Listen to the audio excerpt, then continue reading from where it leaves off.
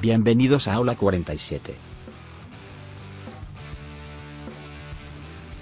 Bienvenidos a un nuevo episodio.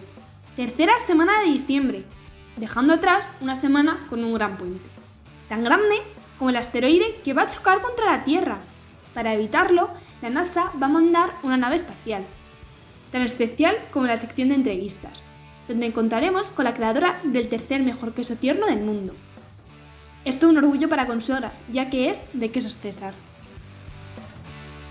Además, contamos con dos nuevas secciones. Déjate de historias, donde nos hablarán sobre curiosidades de la historia, el arte y grandes inventores. Esta semana tenemos con nosotros a nuestro querido Greco. Y Como bien, vivo mejor, donde nos darán pequeñas recetas saludables que podemos hacer durante estos días. También en nuestra sección de conciencia hablaremos sobre una bellísima especie en riesgo de extinción, el lince ibérico. ¿Y si te dijeran que para crear las bases de la óptica de Newton se arrancó el ojo? De esto hablaremos en la sección ¿Qué me dices? Para finalizar responderemos la pregunta de la semana pasada, además de lanzar una nueva, como no, relacionada con la Navidad. ¡Comencemos! Actualidad. Bueno, en este nuevo episodio de la sección de actualidad os vamos a hablar sobre Dart y para ello hemos preguntado a algunas personas qué creen que es esto. Creo que Dart es tiburón en inglés. Pues yo qué sé, yo creo que es una página donde venden libros o algo. Y bueno, ahora vamos a explicar realmente lo que es Dart, D-A-R-T. Es uno de los proyectos más ambiciosos de la NASA que busca convertirse en una defensa efectiva en contra de los asteroides potencialmente peligrosos. Ya sea en la realidad o en la ficción, con esto me refiero a cine y literatura, la amenaza del impacto de un asteroide en la Tierra parece ser un peligro latente. Por eso, la NASA ha creado el proyecto llamado DART, cuyo objetivo es detener el asteroide binario llamado Didymos. Dimorphos es un pequeño asteroide de unos 160 metros de diámetro que orbita alrededor de Didymos, de una estructura mucho más grande. Este asteroide es considerado de riesgo por la NASA y por ello ha sido elegido como blanco de este experimento. Esta misión fue puesta en órbita la madrugada del 24 de noviembre de este mismo año, 2021, y será la primera en su especie en la historia. Esta simulación arrancó el 19 de abril de este año, que fue cuando se descubrió un asteroide denominado 2021 PDC. Este objeto se supone que se estrellaría el 20 de octubre, es decir, 6 meses después, según datos del sistema de monitoreo de impacto Sentry de JPL y el sistema CLOMON, similar de la ESA. DART es una nave del tamaño de un automóvil estándar que tiene el objetivo de impactar el asteroide a una velocidad de 6,5 km por segundo. Esto cambiaría la órbita de DART y a su vez modificaría la velocidad del asteroide de unos 0,4 milímetros por segundo. Los científicos que llevan a cabo este proyecto mencionan que tras el impacto, el asteroide podría empezar a tambalearse y entrar en un estado caótico, que traería consecuencias imprevisibles. También mencionan que el impacto de DART con Didymos sería comparable a una explosión de 3 toneladas de dinamita, o en términos más comunes, como si un carro de golf se estrellara contra un costado de un estadio de fútbol a 24.000 km por hora. El efecto de este impacto, afirman los científicos, que no será inmediato, pero a los pocos días empezarán a apreciarse los cambios. Los puntos exactos del impacto serían Europa o el norte de África. En específico, la frontera entre Alemania, República Checa y Austria sería el gran punto del impacto. Según las previsiones de la NASA, este impacto provocará que la órbita del asteroide se alargue entre 10 y 20 minutos, aunque la misión ya sería un éxito si solo lo hace en 73 segundos. ¿Alguna vez te has preguntado si se puede evitar el impacto de un asteroide en la Tierra? Y si la respuesta es que sí, ¿te has preguntado también de qué manera se podría realizar? Veamos qué responde nuestro compañero. Bueno, la verdad es que nunca me he preguntado si se podría mover un meteorito o un asteroide que viniera hacia la Tierra o cosas por el estilo, así que tampoco tengo mucha idea acerca del tema, pero creo que como la sociedad evoluciona y todo eso, pues yo creo que en un futuro sí que se podría hacer. Y un saludo especial para Ángel.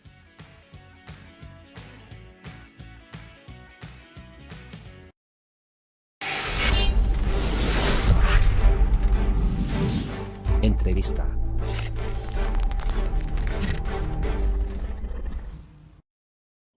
Hola a todos. Hoy en nuestra sección de entrevistas tenemos a Pilar Verbo, dueña de Quesos César, que es muy importante esta entrevista para nosotros porque para apoyar el comercio local de Consuegra, es una gran empresa de nuestro pueblo y vamos a proceder a hablar con ella. Bueno, Pilar, cuéntanos, ¿qué tal estás? Bueno, pues muy bien, ya pues eso, muy agradecida de que también estéis por aquí vosotros y que, bueno, de alguna manera pues queráis conocernos un poquito más lo que es esta empresa que, bueno, más que grande es una empresa familiar de aquí de Consuegra, donde mi padre ya lleva pues más de 30 años, él empezó con esta andadura quesera y, bueno, pues yo soy de la siguiente generación que continúa con todo ello. ¿Y tenéis pensado que vuestros hijos sigan con la empresa, con la tradición familiar, digamos? Hombre, pues me encantaría que alguno de mis hijos siguiera con esta tradición igual que he seguido yo, pero bueno, al final estas cosas cada uno tira por su rama, pero bueno, ellos desde luego lo están mamando desde pequeñitos, así que a lo mejor, bueno, pues llega el momento en el que igual también se deciden, porque yo al principio yo empecé trabajando en otro sector, pero al final pues terminé aquí en la empresa familiar y bueno, pues muy contenta de continuar con lo que empezó mi padre, claro. ¿Y tenéis, aparte de quesos, os dedicáis a tipo embutidos o solo de quesos? Nosotros, a ver, nuestra empresa se dedica a la elaboración de queso de oveja artesano, ¿bien?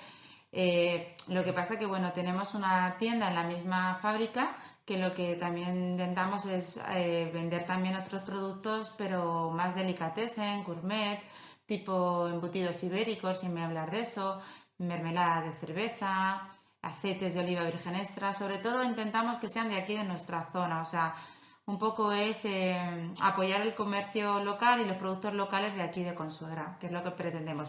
Pero principalmente, o sea, nosotros nos dedicamos a la elaboración de queso de oveja artesano. O sea, como podemos ver, tienes una amplia gama de productos, pero en cuanto al queso, ¿nos podrías recomendar alguno así en especial y cuál sería así, por así decirlo, el favorito? Bien. Bueno, pues yo no tengo un favorito, yo tengo dos favoritos. Yo tengo dos extremos. Por un lado tengo a mi quesito tierno, que lo llamo así porque le tengo mucho cariño a ese queso, además que lo presenté hace poquito en un concurso internacional de quesos y bueno, pues se llevó una medalla de bronce y para mí eso es un reconocimiento pues muy bueno hacia ese queso, porque al final es un queso que al ser tierno pues muchas personas piensan que es un queso que no tiene sabor y es todo lo contrario, tiene mucho sabor a leche de oveja, es mantequilla, muy mantecoso en boca, me encanta, o sea, ese queso como quesito tierno es muy bueno. Y luego tengo otro extremo que ya sería, por un lado el tierno que os he dicho y por otro lado me iría al añejo, al Gran César, o sea, es la marca que tiene ese queso y ya con la marca se dice todo. Es un queso ya de más de un año de curación. Tiene pues muchos matices en boca. Para mí es un queso muy elegante a la hora de comerlo porque tiene un picante que se va abriendo poquito a poco en boca, pero que te deja degustar el queso y te deja luego un retrogusto pues muy agradable. Entonces yo me quedo con esos dos. ¿Favoritos? Dos. ¿Y esos dos, aunque sean tus favoritos, son los que más vendéis o simplemente que son los que más te gustan? Bueno, realmente el que más vendemos es un queso curado artesano. Es el que va justo antes del Gran César. El Gran César es un queso que tiene 12 meses, pero el que más se vende es un queso que tiene 7-8 meses de curación. ¿Por qué se vende más este queso? Bueno, pues porque no a todo el mundo le gustan los quesos tan añejos y entonces este queso ya es un queso curado que tiene cuerpo, que tiene mucho sabor, que también tiene bastantes matices, pero no llega a ser un queso añejo que que eso es para, a ver, un queso añejo es para las personas que realmente les gusta el queso fuerte, ¿vale? Pero un queso curado les gusta tanto a los que no les gustan tan fuertes como a los que sí. Entonces, el que más se vende en cantidad es el curado. ¿Y qué tipos de quesos así tenéis? O sea, ¿solo tenéis, como me has dicho, tiernos, añejos y tenéis otras variedades como azul o...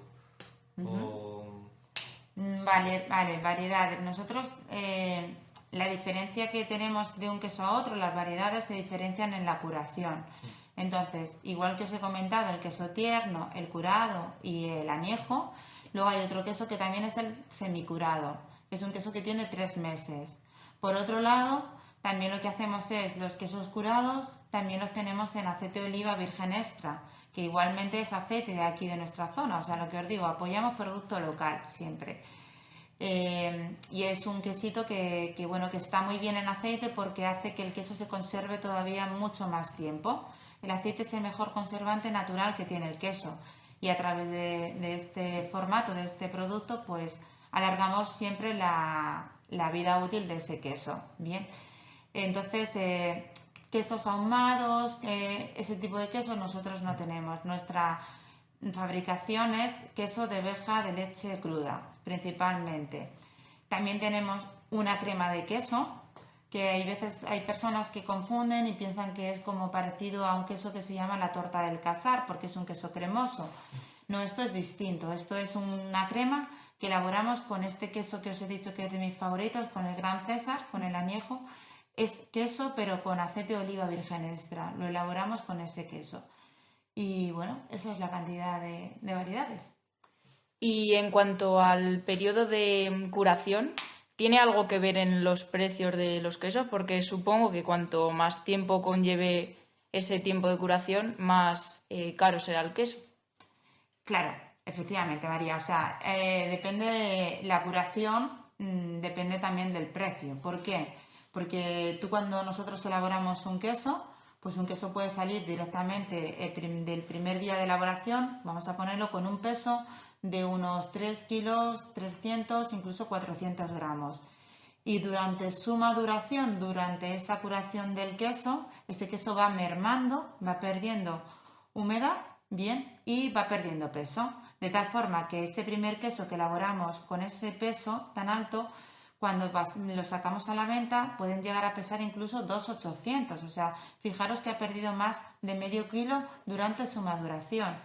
Esto conlleva todos los gastos que nos conlleva a nosotros como fabricantes hasta que sacamos el queso a la venta, tanto en tema de cámaras, maduración, limpieza del queso, volteo del queso. Todo eso al final es un suma que va sumando al producto. Entonces, efectivamente, los quesos que sean más curados siempre tienen precios más caros. Y por lo que veo hay muchos procesos en la elaboración de un queso que puede que sea bastante complejo. ¿Nos podrías explicar un poquito cómo es esa elaboración? Bien. Bueno, no es tan complicado el tema de la elaboración. O sea, lo que os digo, principalmente lo que tenéis que diferenciar bien es qué diferencia hay entre un queso artesano y un queso de leche pasteurizada. Bien. Un queso artesano es conforme viene la leche del ordeño, o sea, el ganadero ordeña las ovejas, nosotros ese mismo día vamos a recoger esa leche y es la leche con la que vamos a elaborar nuestro queso. Bien, no pasa por un tratamiento térmico anterior. No, o sea, el caso de los quesos de leche pasteurizada sí pasa por un tratamiento térmico donde le elevas la temperatura a 72 grados y eliminas toda la bacteriología que tenga esa leche.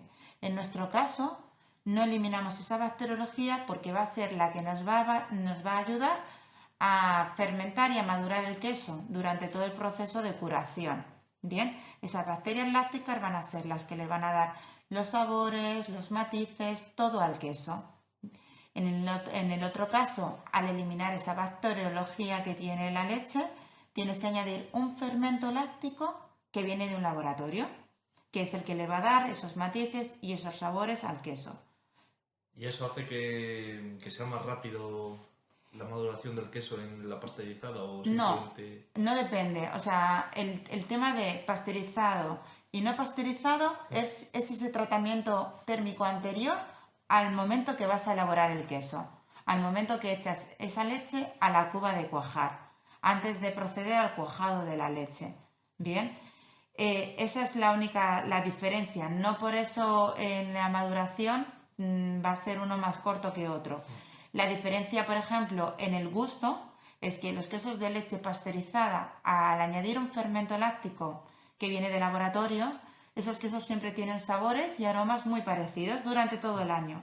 En cambio, los quesos de leche cruda dependemos de la época del año y dependemos de cómo se encuentra el animal y de lo que ha comido el animal. Y eso, pues, más o menos tenemos sabores parecidos durante el año, pero hay diferencias. No es lo mismo la leche de primavera, por ejemplo, que es de la mejor leche que hay, a la leche del verano, porque el animal bebe mucha agua.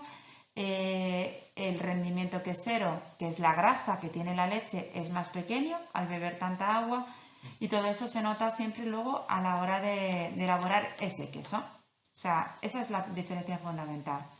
Entonces, una vez ya sabida que hay una, o sea, que sepáis que hay una diferencia entre queso de leche cruda y queso de leche pasteurizada, todo el proceso de elaboración ya va a ser el mismo. Añadimos esa leche a una cuba de cuajar, calentamos 32 grados y añadimos un cuajo, que es un cuajo animal. Cuando hablo de animal es que procede del estómago de los rumiantes lactantes, de los corderitos que todavía están mamando de la madre. ¿Y por qué de los lactantes y no de los adultos? Bueno, pues el estómago de los rumiantes se divide en 4 partes. Y en una de esas partes se encuentra una parte que se llama cuajar y de ahí se obtiene ese cuajo. Bien, a ver, con esto también hago un inciso. No sacrificamos al animalito para obtener el cuajo, o sea, son corderos lechanes que pues se sacrifican para tema de carne y otras cosas, entonces es en el momento que se obtiene ese cuajo. Bien, entonces, de los lactantes, digo, y no de los adultos, porque de los adultos tiene un sabor muy amargo, que lo que daría sería un sabor muy amargo a nuestro queso. Y en cambio los lactantes todavía no han desarrollado ese amargor. Bien, entonces añadimos este cuajo, dejamos reposar 30 minutos y ya se forma lo que es una cuajada. A continuación, por esos 30 minutos que tenemos la cuajada, procedemos al corte de la cuajada. Hacemos como una especie de granito, parecen como palomitas, incluso hay gente que lo ve cuando dicen parecen palomitas, y es verdad. Pues es un grano pues un poquito más grande que lo que es un garbanzo, por ejemplo, podemos poner. Esa pasta, el siguiente paso sería el moldeado. Pasamos a moldear el queso en nuestros moldes y del moldeo pasa a la prensa. La prensa lo que conseguimos es que termine de soltar suero que todavía pueda quedar en el queso, bien, y una vez que ha pasado del prensado, la siguiente fase sería el salado.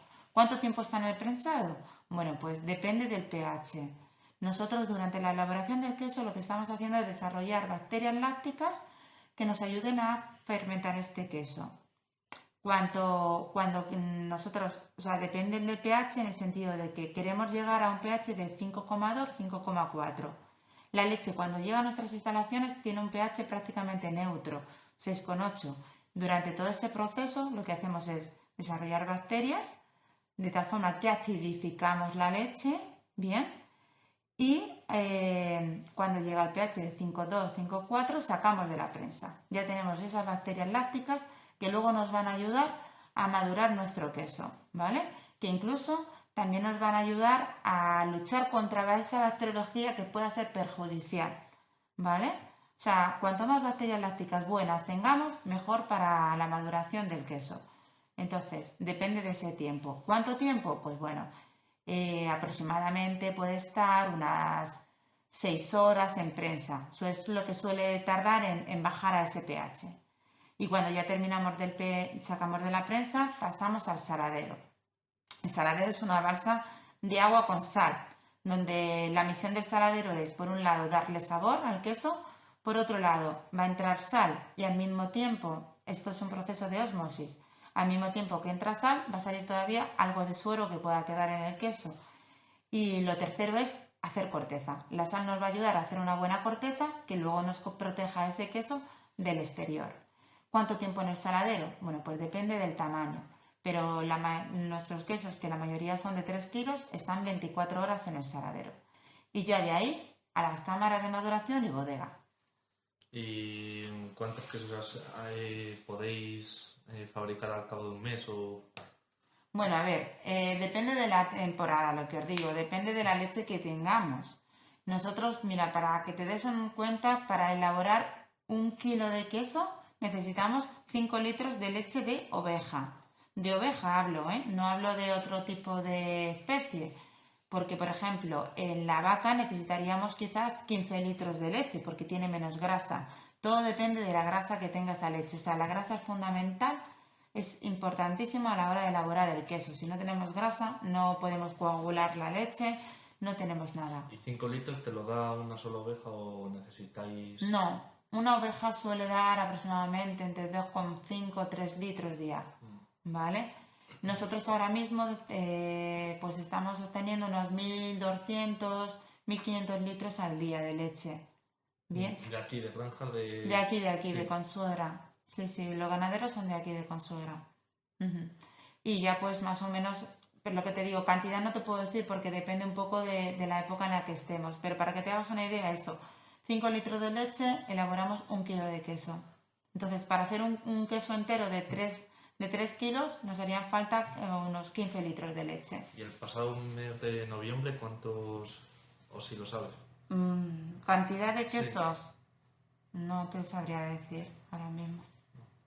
No te sé calcular ahora mismo de cabeza. ¿Y si tuvieseis mucha demanda porque tuvieseis mucha publicidad o se hiciesen muy famosos, o sea, abriríais otras tiendas en otros sitios o ya tenéis? A ver, nosotros lo que tenemos aquí en nuestra fábrica tenemos una tienda física que sobre todo es para el tema de venta directa, pero nosotros distribuimos a toda España y parte de Europa, Unión Europea, ¿bien?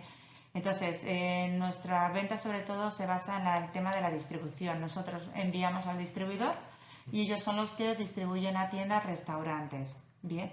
Tenemos algunas tiendas también, pero generalmente nuestra venta se basa en venta a distribuidor. Y como ya sabemos todo el proceso de elaboración de un queso, por ejemplo, cuando alguno sale defectuoso, ¿qué haríais con él? Aquí no se tira nada. O sea, aquí se tiene que aprovechar todo, porque es verdad. Sí. No es plan de tirar. Pues mira, en esos casos lo que hacemos es, si por cualquier problema que hayamos tenido en el tema de la maduración del queso, puede salir algún queso con algún defecto, lo que hacemos es eliminar ese defecto. O sea, por ejemplo, que haya podido entrar moho dentro del queso y ese moho va poco a poco comiéndose el queso. Entonces lo que hacemos es limpiar esa parte, aprovechar toda la parte que está bien, que está limpia, de tal manera que podemos aprovecharla esa parte haciendo cuñas, introduciéndolo en aceite, por ejemplo, pero el caso es aprovechar lo que está bien, porque no hace falta tirarlo. Lo que está mal, por supuesto, que eso ya no se puede aprovechar. No queda otra. Sí. Bueno, pues muchísimas gracias, Pilar, por estos minutos. Creo que mucha gente va a poder conocer más el mundo de esta pequeña empresa, pero gran empresa a nivel de España, y ya está. Bueno, pues muchas gracias a vosotros y bueno, pues me alegro mucho que os hayáis acordado de esta empresa de Consuegra para vuestra entrevista, o sea que muy agradecida. Medio ambiente. ¿Sabían las causas de la extinción del lince? El lince ibérico es el felino que se encuentra clasificado como el más amenazado del planeta. Vive en la península ibérica, donde sus poblaciones llegaron a estar al borde de la desaparición. Actualmente, su categoría de amenaza ha sido rebajada de peligro crítico a peligro de extinción, lo cual sigue causando cierta preocupación, ya que sus poblaciones no están completamente recuperadas y solo es posible verlo en algunos sitios de su área de distribución. También es una especie muy sensible a la transformación de su entorno y a su vez muy específica en cuanto a su dieta. El lince ibérico es un animal carnívoro y un eficaz depredador, ya que depende estrictamente del conejo de monte, aunque también se puede alimentar de otros animales como por ejemplo los gansos, los patos o incluso las perdices. Este animal vive de forma nómada y solitaria, aunque se muestra más sociable en la época de cría. Tiene hábitos principalmente nocturnos, aunque en invierno puede llegar a mostrar actividades de casi 24 horas del día. Este animal se encuentra en el bosque y matorral del Mediterráneo, en zonas muy restringidas de la península ibérica. En España, en muy pocas áreas, bien conservadas y aisladas de la actividad humana, mientras que en Portugal su población se encuentra en aumento, especialmente en el espacio protegido del Valle del Guadiana. También se están haciendo esfuerzos para la recuperación del hábitat del lince, como la Reserva Natural de la Sierra de la Malcata. Las causas de la extinción del lince ibérico serían: 1. La destrucción y modificación de su hábitat, ya que la destrucción de las poblaciones del lince ibérico estuvo ligada a los cambios en el paisaje, provocando la pérdida del hábitat de esta especie. Otra de las causas sería la fragmentación de su hábitat, ya que el lince necesita que el espacio donde vaya a vivir no esté tan aislado, todo lo contrario a los matorrales mediterráneos, su lugar habitual donde viven, disminuyendo la posibilidad de poblaciones grandes y viables. Además, la pérdida de sus ambientes favorecen la mortalidad de los linces jóvenes cuando se desplazan a otras áreas.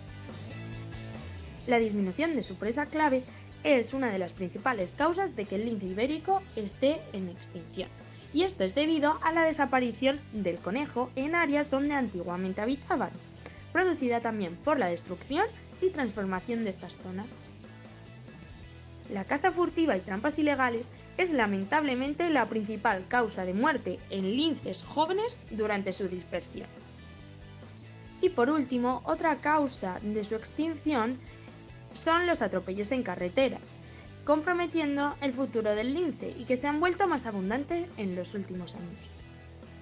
Por último, me gustaría destacar el plan para recuperar esta especie, que se está llevando a cabo con los diferentes trabajos para alcanzar o mantener el estado de esta especie, y para ello se establecieron la finalidad y objetivos generales, el ámbito de aplicación y las medidas de conservación. Se están llevando a cabo dos metas principales también del programa de cría en cautividad, consistiendo en asegurar a corto plazo la conservación del material genético de la especie y crear a medio o largo plazo nuevas poblaciones del lince ibérico a través de programas de reintroducción.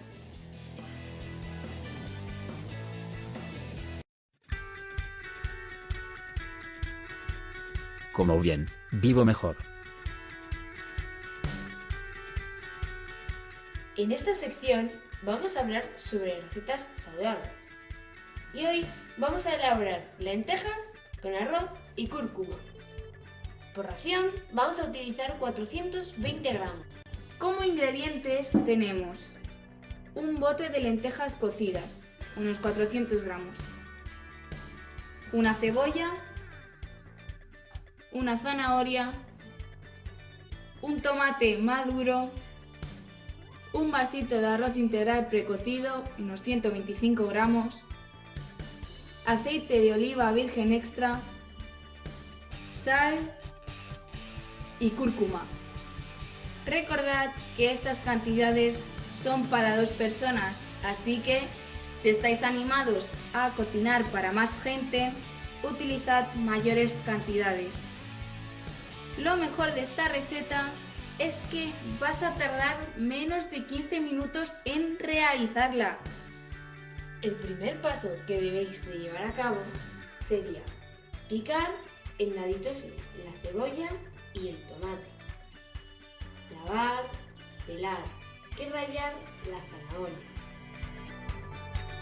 En una cazuela con 2 cucharadas de aceite de oliva virgen extra, sofreímos la cebolla.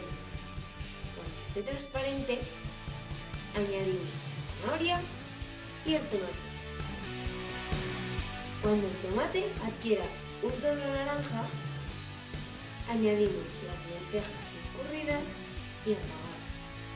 Cubrimos con agua y dejamos hervir 5 minutos.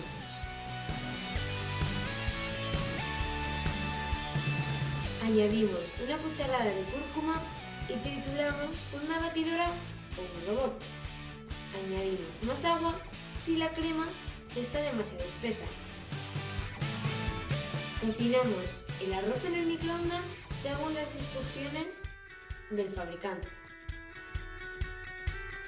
Servimos la crema en cuencos con 2 o 3 cucharadas de arroz cocido y espolvoreamos con cúrcuma. Esperemos que hayáis seguido al pie de la letra nuestra receta. Pero si no estáis seguros del todo o os habéis perdido en algún momento, no hay por qué preocuparse, porque en nuestro Instagram, @comebienvivemejor_, hemos colgado la receta y podéis mirarla cuando queráis.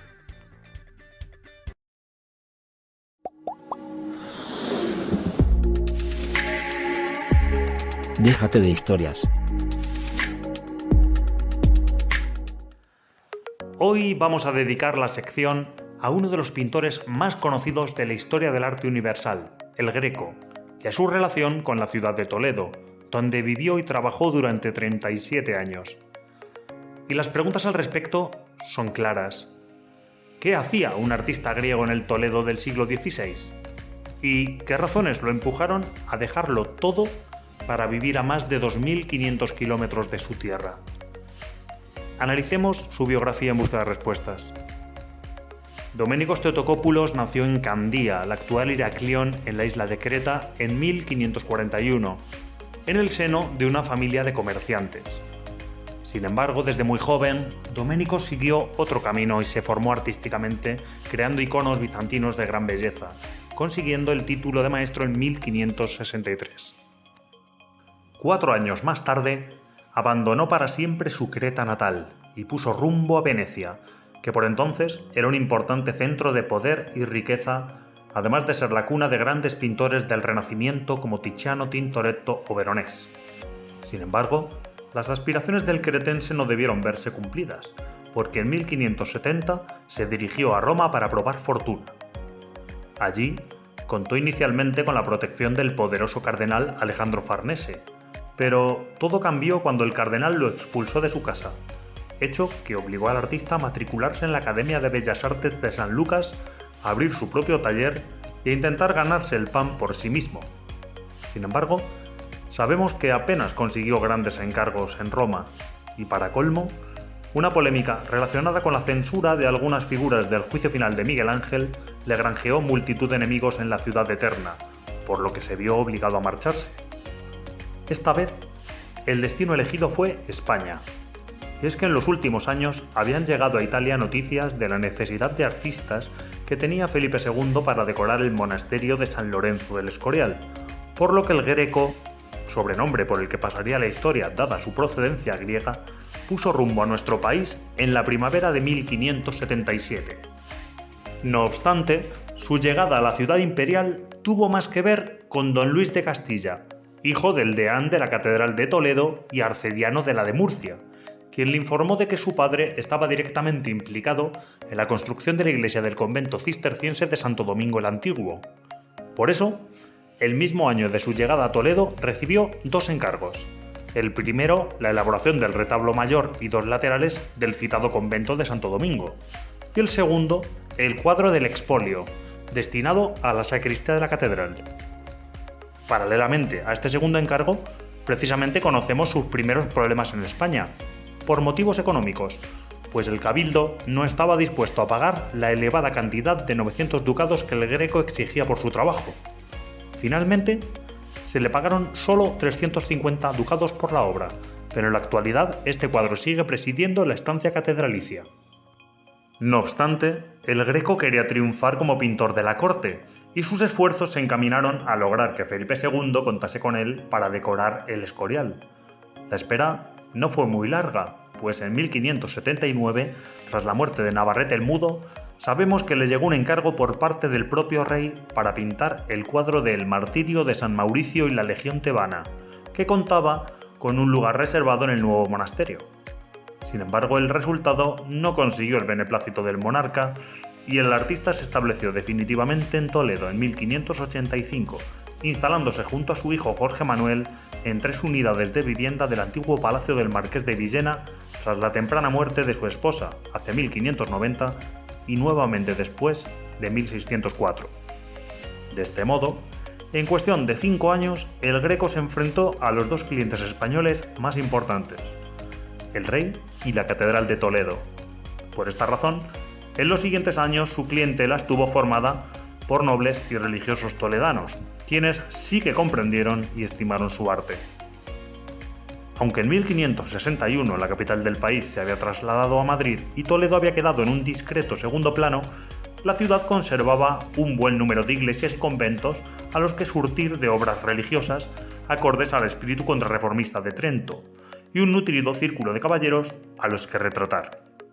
Prueba de ello es una de sus obras más célebres, El entierro del señor de Orgaz, un monumental lienzo de 4,8 metros de alto por 3,60 de ancho, realizado entre 1586 y 1588 para la iglesia de Santo Tomé, en el que se representa un milagro del siglo XIV, pues, según la tradición, San Esteban y San Agustín bajaron del cielo para enterrar personalmente a don Gonzalo Ruiz de Toledo, señor de la villa de Orgaz, en dicha iglesia toledana como premio por su vida ejemplar.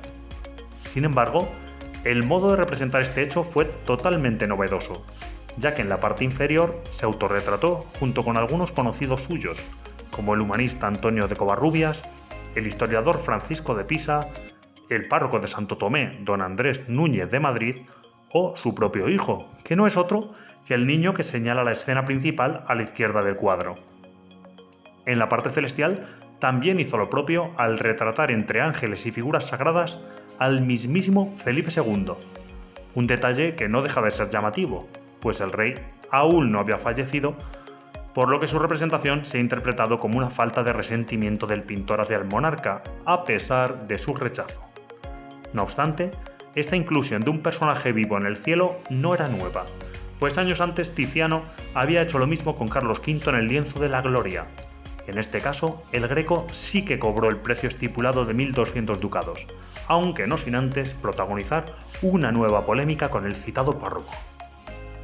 En los siguientes años, el taller del Greco fue derivando, con la inestimable ayuda de su hijo Jorge Manuel, en una fábrica de cuadros de santos y sucesos de la historia sagrada, creados en un estilo muy particular, de alargadas figuras y singular colorido, y su clientela siguió aumentando tanto entre clérigos como entre seglares. Las pinturas para decorar la iglesia del Colegio de Doña María de Aragón en Madrid, el Hospital de la Caridad de Illescas, la capilla de Doña Isabel de Ovalle o el Hospital de Afuera de Toledo prueban su gran éxito, algo que también ocurre al contemplar retratos tan prestigiosos como los del cardenal Fernando Niño de Guevara, el dominico Hortensio Félix Paravicino, el cardenal Juan Pardo de Tavera o el conocidísimo Caballero de la Mano en el Pecho, todos considerados de altísima calidad. Finalmente, el 7 de abril de 1614, el Greco falleció a la edad de 73 años, siendo enterrado inicialmente en Santo Domingo el Antiguo. No obstante, tras una disputa con las monjas, sus restos fueron depositados en la iglesia de San Torcuato y se perdieron cuando se demolió el templo en el último tercio del siglo XIX. En los siglos XVII y XVIII, los cuadros del Greco permanecieron ocultos en parroquias, conventos y salones privados de Toledo, por lo que, aunque parezca mentira, su figura quedó prácticamente olvidada. Hubo que esperar hasta la segunda mitad del XIX para que sus obras fueran valoradas y admiradas de nuevo. Los primeros en hacerlo fueron personalidades francesas de la talla del poeta Théophile Gautier o los pintores Delacroix, Millet y Manet. Después, ya a finales del siglo, su memoria sería recuperada por un grupo de intelectuales y pintores españoles, entre los que destacan el Marqués de la Vega Inclán, Manuel Bartolomé Cosío, Joaquín Sorolla, Ignacio Zuloaga o Santiago Rusiñol, quienes lo convirtieron en el estandarte del misticismo español. Como consecuencia, en 1902, el Museo del Prado le dedicó una exposición. En 1905, el Marqués de la Vega Inclán compró unas casas en la Judería de Toledo para recrear la casa del pintor y formar el conocido museo. Y en 1907, Cosío escribió una famosa obra monográfica que recopilaba, catalogaba y describía las pinturas del Greco, abriendo el camino a futuros investigadores y curiosos de todo el mundo, que han hecho del artista cretense uno de los pilares más sólidos de la historia del arte a nivel internacional. ¿Qué me dices?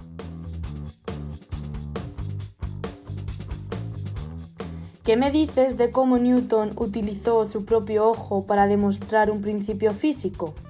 Para los que no conozcáis a Isaac Newton, era un físico excepcional, y quien dice excepcional dice un poco loco y despistado. Él mismo cuenta que en una ocasión entró en la cuadra de la granja donde vivía arrastrando por las riendas a un caballo, sin advertir que el caballo hacía tiempo que se había zafado. Newton también se olvidaba a menudo de comer y hasta de dormir, al menos es lo que cuentan quienes lo conocieron en sus tiempos universitarios. Y es que Newton a menudo quedaba abstraído por sus reflexiones. También se olvidaba a menudo de sus invitados cuando se ausentaba por algún motivo del salón. Se dirigía a su laboratorio y no regresaba en horas. Vestía de forma descuidada e incluso sucio, porque a menudo olvidaba su higiene personal. Newton también era serio y circunspecto. No le gustaba la alegría, ni siquiera sonreír. De hecho, se cuenta que solo se le vio una vez reír en clase, el día en que un alumno le preguntó cuánto podría valer un obsoleto libro de Euclides. A pesar de sus continuos despistes, Newton era extremadamente metódico a la hora de apuntar todo lo que hacía en sus cuadernos. El problema es que anotaba tanto las cosas importantes como las más triviales, como si tuvieran el mismo rango. Por ejemplo, se conserva en su cuaderno juvenil de pecados, en el que anotaba diariamente todo pecado que hubiese cometido ese día. Por ejemplo, y cito textualmente, impertinencia con mi madre o robo de cerezas. Entonces, después de conocer estos datos, ¿os creéis ya que utilizará su propio ojo?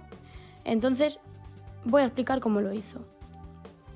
No era poco común que Newton llevara a cabo sus experimentos sobre sí mismo. En una ocasión, mientras investigaba a propósito el comportamiento de la luz en el ojo humano, decidió mirar al sol directamente. Estaba estudiando la naturaleza del color y la percepción de las probabilidades orgánicas del ser humano. Entonces, decidió ver literalmente qué pasaba si introducía una aguja en su globo ocular. Así que, dicho esto, introdujo la aguja delgada en su ojo, ni más ni menos que hasta la córnea. Y, a pesar del dolor de tener la aguja introducida, siguió mirando al sol para ver si había un cambio. Como vio que no dio ningún resultado, se encerró en un cuarto oscuro y dijo: «Resultados decepcionantes. La próxima vez probaré con un destornillador». Lo que nos hace determinar que Isaac Newton sí que estaba como una auténtica regadera.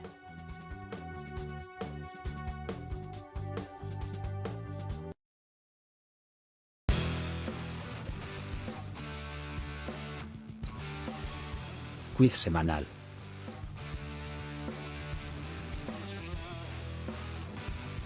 Seguro que alguna vez has pensado en los motivos por los que la pelota de golf tiene agujeros. Este deporte es cada vez más popular y es lógico preguntarse los motivos por los que dichas pelotas tienen esta particularidad. La razón es que las pelotas de golf tienen agujeros porque ellos aumentan la distancia del viaje de la pelota, pues llegan 4 veces más lejos que si la pelota fuera lisa. Curioso, ¿no? Los primeros golfistas jugaban con bolas lisas, pero los jugadores solían manifestar predilección por las bolas usadas, pues por una extraña razón estas solían llegar más lejos. ¿Sabes por qué? Las primeras pelotas de golf eran conocidas como feathers, y eran simplemente pelotas lisas cuya superficie estaba formada por una bolsa rellena de plumas de ganso húmedas, que posteriormente se cosía para ser cerrada. El hecho de que el material de las pelotas de golf fueran las plumas era porque en ese momento se pensaba que una esfera de estas características tendría menor resistencia al aire, y por tanto volaría más lejos. Uno de los puntos en contra de esta primera pelota de golf era que no tenía una gran durabilidad, porque cuando se humedecía quedaba totalmente inservible, además de ser también más costosa en su fabricación. Partiendo de esta desventaja, se buscaron nuevos diseños, creando así bolas de un material fabricado con resina, que además aportaba una gran resistencia. Pero si este último diseño solucionaba el problema de las anteriores bolas, ¿por qué las pelotas de golf tienen agujeros en la actualidad? Pues de acuerdo con una de las más famosas leyendas de golf, un profesor de una universidad de Escocia descubrió que la pelota volaba más lejos si en ella existían golpes en la superficie, y es a partir de esta teoría que William Taylor patentó las pelotas de golf con agujeros que hoy conocemos, cuyos suelos lo que pretendían era imitar las bolas gastadas por los golpes de los palos, que habían dejado marcas y agujeros en la superficie. Desde entonces, la mejora del rendimiento fue notable, convirtiéndose así en el diseño estándar de las bolas de golf. Os lanzamos la pregunta de la siguiente semana. ¿Sabes cuál es el origen del calendario de Adviento?